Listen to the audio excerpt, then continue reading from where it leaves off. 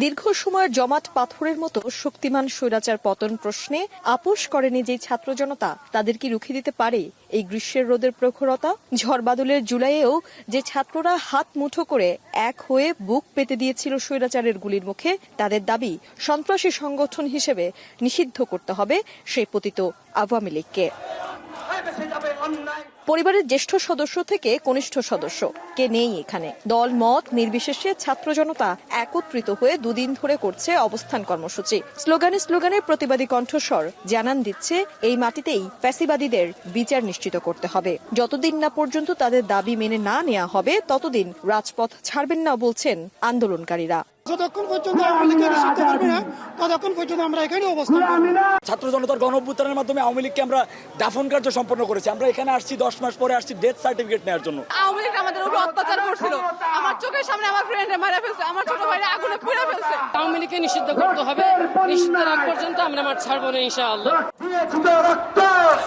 আওয়ামী লীগকে সন্ত্রাসী সংগঠন হিসেবে নিষিদ্ধ ঘোষণা, আন্তর্জাতিক অপরাধ ট্রাইব্যুনাল আইনে আওয়ামী লীগের দলগত বিচারের বিধান যুক্ত করা, জুলাই ঘোষণাপত্র জারি, এই 3 দাবিতে বৃহস্পতিবার প্রধান উপদেষ্টার বাসভবন যমুনার সামনে রাতভর অবস্থান এবং মিন্টো রোডের মোড়ে মঞ্চ তৈরি করে সমাবেশের পর শুক্রবার বিকেল থেকে শাহবাগ মোড় অবস্থান করেন এনসিপি সহ বিভিন্ন রাজনৈতিক দল ও সংগঠনের নেতাকর্মীরা। আন্দোলনকারীরা মনে করেন এই আন্দোলনে যেসব রাজনৈতিক দল উপস্থিত নেই তারা জনগণের চাওয়ার সাথে একাত্মতা পোষণ না করায় বিচ্ছিন্ন হয়ে যাবেন।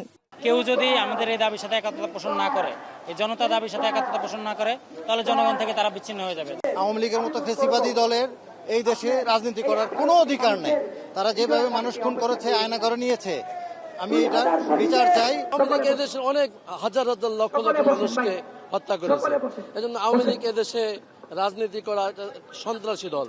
আমরা চাচ্ছি না আওয়ামী লীগ এদেশে রাজনীতি করে। এখন ইন্টারিম যদি শুনতে যদি এত লেট করে তাহলে আলটিমেট কিছু করার নেই। এখন শাহবাগ ব্লকেট চলতেছে, আস্তে আস্তে বাংলা ব্লকেট শুরু হয়ে যাবে, তখন আবার ইন্টারিম আবার আমাদেরকে কন্ট্রোল করতে পারবে।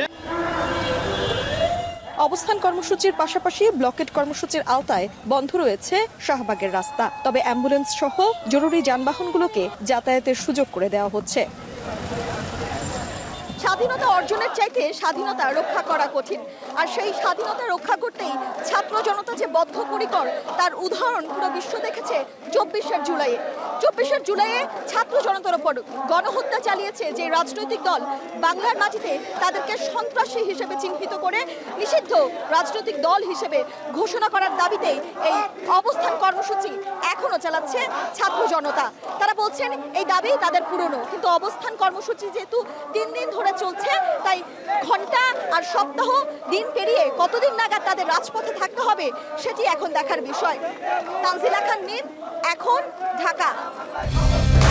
কালার এক্সপার্ট, জর্জ স্যাপ এবং মাইল্ড অন হ্যান্ডস টেকনোলজি সমৃদ্ধ অরিক্স ক্রিস্টাল ওয়াশ আপনার লন্ড্রি এক্সপার্ট।